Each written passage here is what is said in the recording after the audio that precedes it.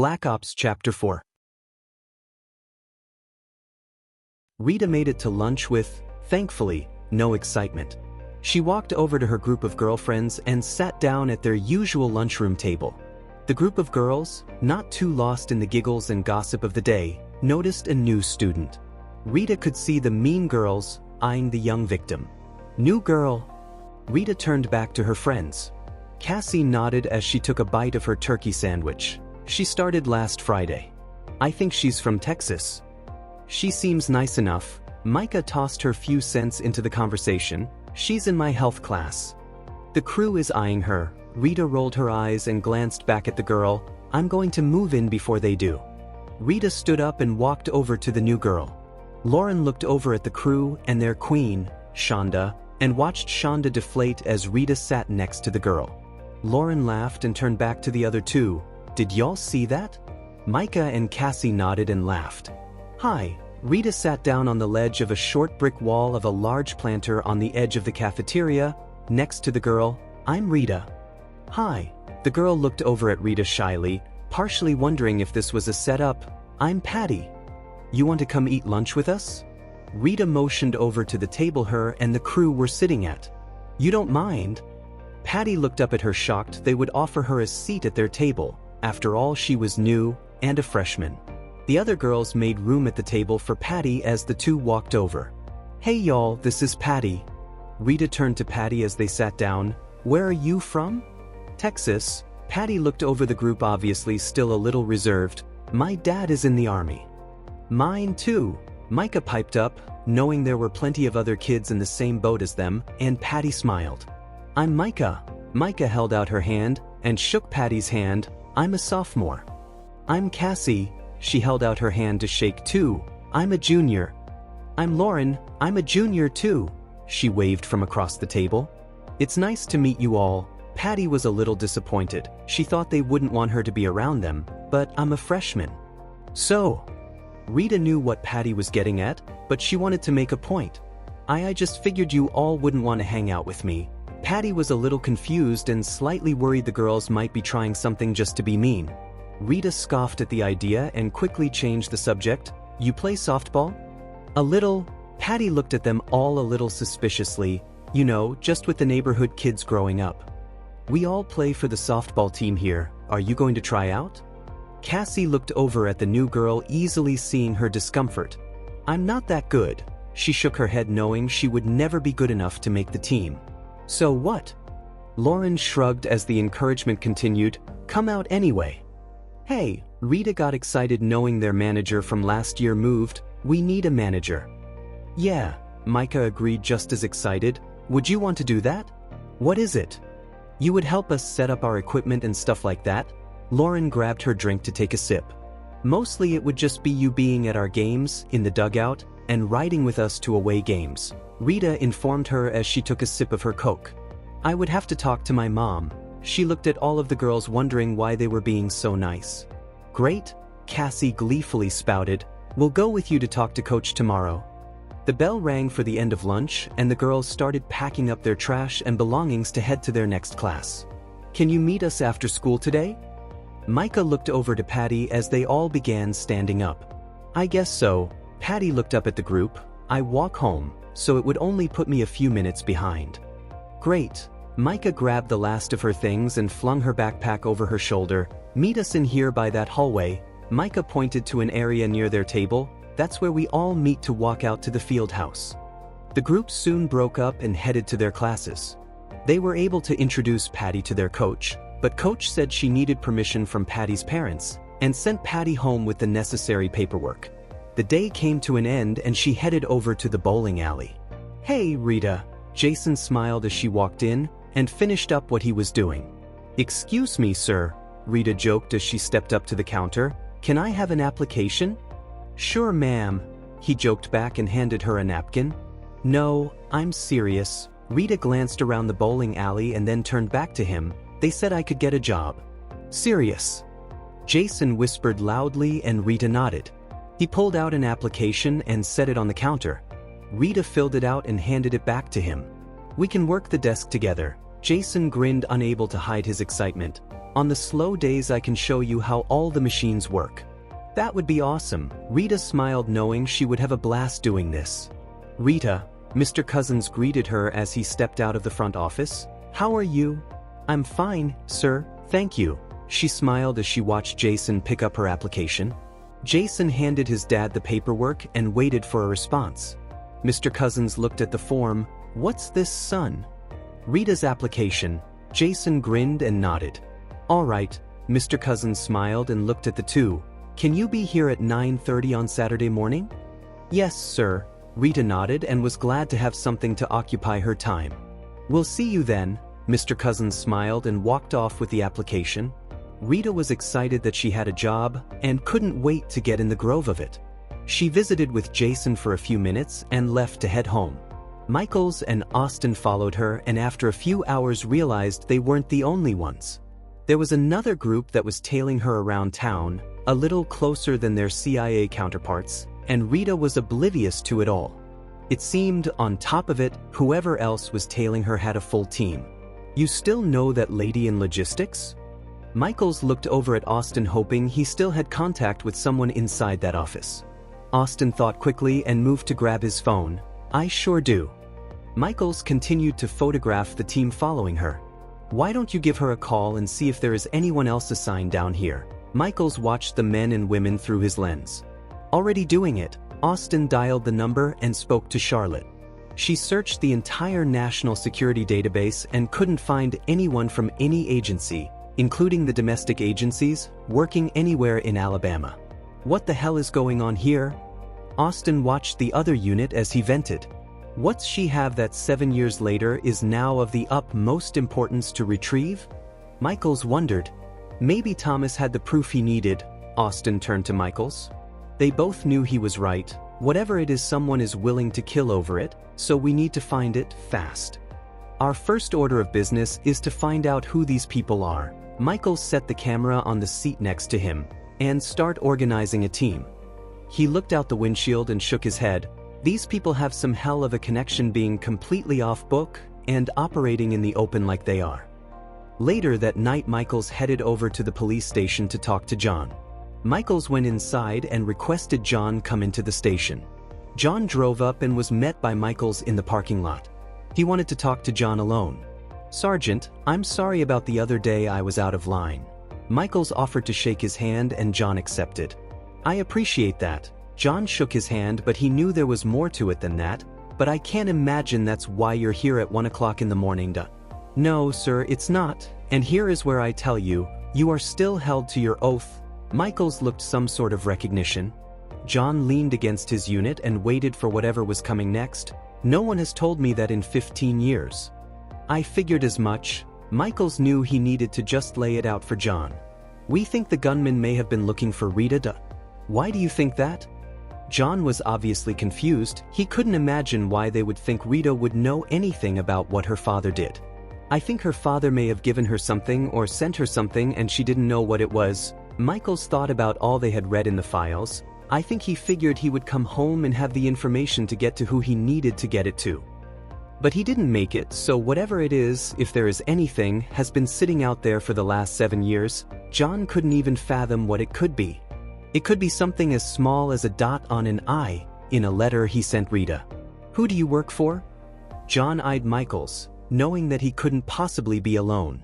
The company. Michaels looked over at John, fully intending to let Rita know what was going on. I will tell you that she doesn't know who we work for yet. John nodded and thought about the statement. Rita would be 18 soon, and he couldn't shield her from this forever, especially with gunmen looking for her. Rita can handle it. She is loaded with common sense. I figured as much, but I wanted to give you a heads up about what's going on.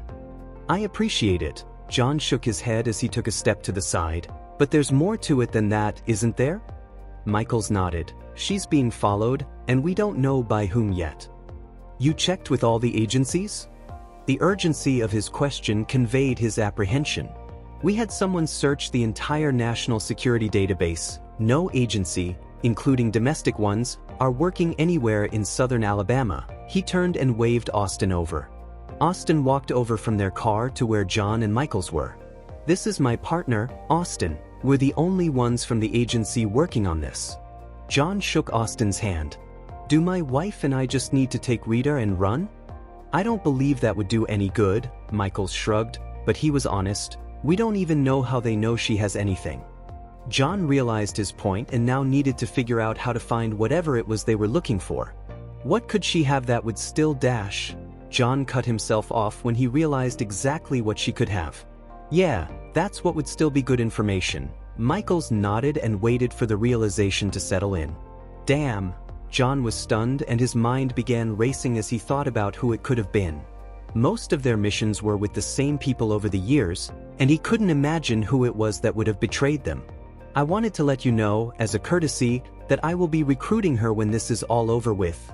Michaels watched as John began to nod. She would be good at it, John mentioned without hesitation. She has a good head on her shoulders. I even offered to have some guys I still know come talk to her if she was interested. What did she say? She wanted to think about it. John could tell this interested Michaels and Austin. She's not sure if that's what she wants to do or not. Also, today, I went to the school to talk to her about the incident and she wouldn't talk to me since you told her not to. Good girl. John smiled to himself and leaned against the car again. I will let her know she has my permission to talk to you, and let her know who you are. Thank you. Michael stepped toward their car. I'm going to need free access to her to get her to understand what I'm trying to find. Michaels looked around, wondering if the other group had started doing recon on John. I won't keep you, I know you are at work, but I texted you the cell I'll be carrying if you need anything. I'll be talking to you. John shook their hands again and walked to the station. Thursday, when Rita got home from school, John was waiting in his running cloths. I'll go change, Rita smiled, ran up to her room and changed into her running clothes. She came back out, stretched, and the two took off. They stopped at their usual spot in the park and sat for a chat. What's going on, Uncle John? What makes you think there is something going on? He chuckled and knew that she was too smart for that. We don't stop here unless something is up. She looked over at him suspiciously. John looked at her and turned a little serious. I need to tell you something, but you need to keep it between me and you. What is it? Rita became concerned. I talked to Detective Michaels. John looked her directly in the eye as he spoke. And I give you my permission to talk to him, but there's something else you need to know about him. What? He is not a state trooper. John watched her intently. He's CA. The confusion showed on Rita's face. What? Why dash? I know this is not exactly what you had planned for your senior year, but he will be in touch with you and you need to talk to him. Yes, sir. She nodded, but he could see she was still confused. But what could dash? He'll explain it to you the next time you talk to him. John cut her off. He wanted Michaels to be the one to explain to her what he needed and what he may be looking for. Rita got excited. He could tell me about Dad, couldn't he? John thought for a moment. I don't see why not. John watched her as she thought. One thing I want you to do is pay attention to what Michaels and his partner do. This is the same work you would do if the people I knew came and talked to you. The two discussed what was going on for a short while. Also, you need to know that you're being followed. John didn't see the sense of shock and worry he was looking for. I know, Rita hesitantly admitted and looked over at Uncle John. I suspected it anyway. Rita explained to him how she saw the same black van almost everywhere she went in town. Why didn't you tell me this? John leaned forward and was a little angry she didn't tell him. What was I going to say? Rita shrugged and pulled at the grass by her feet. I wasn't sure, and what would they be following me for? The two talked a little while longer and then headed back to the house. I want you to limit your bike riding with all of this going on. Uncle John stopped her as they reached the driveway. Rita was disappointed but knew he wanted to keep her safe. I'm not going to cut you off altogether, just try to keep it at what's necessary. John walked in a circle about midway up the driveway. One thing I want you to know through all of this is, if you have any questions, come and ask me, okay? Yes, sir. Rita nodded and the two walked toward the house. Friday after school, Rita, Cassie, Lauren, and Micah headed to Patty's house to talk to her mom. The four girls walked up the concrete driveway up to the grand house. It was big but not huge. It was a 2-story subdivision home. It had red brick on the front and white wood trim. The garage came forward so much it created a small courtyard before arriving at the front door. They rang the doorbell and waited for someone to answer.